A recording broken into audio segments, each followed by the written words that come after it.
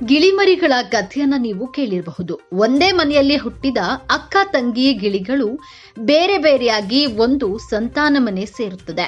ಬೇರೆ ಬೇರೆಯಾಗಿ ಒಂದು ಸಂತನ ಮನೆಗೆ ಸೇರುತ್ತೆ, ಇನ್ನೊಂದು ಕಟುಕನ ಮನೆ ಸೇರುತ್ತೆ. ಸಂತನ ಮನೆ ಸೇರಿದ ಗಿಳಿ ಒಳ್ಳೊಳ್ಳೆ ಮಾತುಗಳನ್ನ ಕಲಿಯುತ್ತೆ. ಬಂದವರಿಗೆ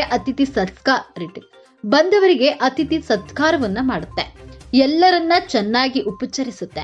ಅದೇ ಕಟುಕನ ಮನೆಯಲ್ಲಿ ಇರುವಂತಹ ಗಿಳಿ ಹೊಡಿ ಬಡಿ ಸಾಯಿಸು ಇಂತಹದ್ದೇ ಮಾತುಗಳನ್ನ ಪುನರುಚ್ಚರಿಸುತ್ತದೆ ಎನ್ನುವುದು ಈ ಗಿಳಿಯ ಕಥೆಯ ನಿಜ ಬದುಕಿಗೆ ಹೋಲಿಸುತ್ತದೆ. ಎಂಥ ಮನೆಗಳಲ್ಲಿ ಎಂಥ ಮಕ್ಕಳು ಹುಟ್ಟಿದ್ರೆ ಮುಂದೆ ಅವರು ಎಂಥ ಮಕ್ಕಳಾಗಿ ರೂಪುಗೊಳ್ತಾರೆ ಎಂದು ಉದಾಹರಿಸುವಂತಹ ಒಂದು ಕಥೆ ಇದೆ.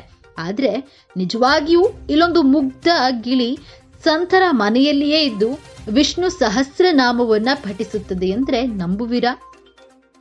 ಹೌದು, ಅಜ್ಜಿಯ ಕಾಲ ಮೇಲೆ ಕುಳಿತು ಗಿಳಿಮರಿಯೊಂದು ಅಜ್ಜಿಯ ಜೊತೆ ವಿಷ್ಣು ಸಹಸ್ರನಾಮವನ್ನ ಪಠಿಸುವಂತಹ ವಿಡಿಯೋ ಇದಾಗಿದೆ. ಒಡಿಶಾದಲ್ಲಿನ ಮನೆಯಲ್ಲಿ ಸಾಕು ಗಿಳಿ ಇದಾಗಿದ್ದು ಸೋಷಿಯಲ್ ಮೀಡಿಯಾದಲ್ಲಿ ಈ ಗಿಳಿಯ ಈಗ ಸಾಕಷ್ಟು ಸದ್ದು ಮಾಡ್ತಿದೆ. ಅಜ್ಜಿ ವಿಷ್ಣು ಸಹಸ್ರನಾಮ ಹೇಳ್ತಾ ಇದ್ದಂತೆಯೇ ಅಜ್ಜಿಯ ಜೊತೆಯೇ ಗಿಳಿ ನಾಮವನ್ನ ಉಚ್ಚರಿಸೋದನ್ನ ನೋಡಬಹುದಾಗಿದೆ. ಅಷ್ಟಕ್ಕೂ ವಿಷ್ಣು ಸಹಸ್ರನಾಮ ಪಠಿಸುವ ಹಲವಾರು ಜನರಿದ್ದಾರೆ. ಭಗವಾನ್ ವಿಷ್ಣುವನ್ನ ಹೃದಯದಿಂದ ಪೂಜಿಸಿದ್ರೆ ಎಲ್ಲಾ ಪಾಪಗಳಿಂದ ಮುಕ್ತಿ ಹೊಂದುತ್ತಾನೆ ಎನ್ನುವ ನಂಬಿಕೆಯಿಂದ ಶ್ರದ್ಧಾ ಭಕ್ತಿಗಳಿಂದ ಪ್ರತಿನಿತ್ಯವೂ ಕೆಲವು ಮನೆಯಲ್ಲಿ ವಿಷ್ಣುವಿನ ನಾಮ ಸ್ಮರಣೆಯನ್ನ ಮಾಡಲಾಗುತ್ತೆ. ಈ ಪಾರಾಯಣವನ್ನ ಸರಿಯಾದ ವಿಧಾನ ಮತ್ತು ನಿಯಮಗಳೊಂದಿಗೆ ಮಾಡಿದ್ರೆ ಶ್ರೀ ಹರಿಯ ಕೃಪೆಯಿಂದ ಜೀವನದಲ್ಲಿ ಎದುರಾಗುವ ಎಲ್ಲಾ ಸಮಸ್ಯೆಗಳಿಂದ ಮುಕ್ತಿ ದೊರೆಯುತ್ತದೆ ಎನ್ನುವ ನಂಬಿಕೆ ಕೂಡ ಇದೆ. ವಿಷ್ಣು ಸಹಸ್ರನಾಮದಲ್ಲಿ ವಿಷ್ಣುವಿನ 1000 ಹೆಸರುಗಳನ್ನ ವಿವರಿಸಲಾಗಿದೆ. ಇದನ್ನ ಪಠಣ ಮಾಡೋದ್ರಿಂದ ವ್ಯಕ್ತಿಯ ಬೌದ್ಧಿಕ ಆಸೆಗಳನ್ನ ಪೂರೈಸಲಾಗುತ್ತದೆ ಹಾಗೂ ಪ್ರತಿಯೊಂದು ಕಾರ್ಯದಲ್ಲೂ ಯಶಸ್ಸನ್ನ ಪಡೆದುಕೊಳ್ಳಬಹುದು ಎನ್ನಲಾಗಿದೆ.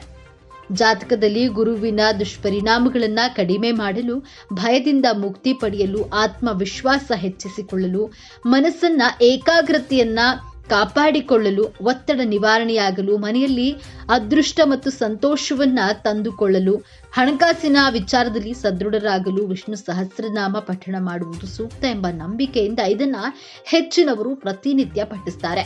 ಹೀಗೆ ಪ್ರತಿನಿತ್ಯವೂ ವಿಷ್ಣುವಿನ ಸ್ಮರಣೆಯನ್ನ ಕೇಳುತ್ತಾ ಬಂದಿರುವಂತಹ ಗಿಳಿ ಅಜ್ಜಿಯ ಜೊತೆ ಅದನ್ನ ಪಠಿಸೋದನ್ನ ಈ ವಿಡಿಯೋದಲ್ಲಿ ನೋಡಬಹುದು.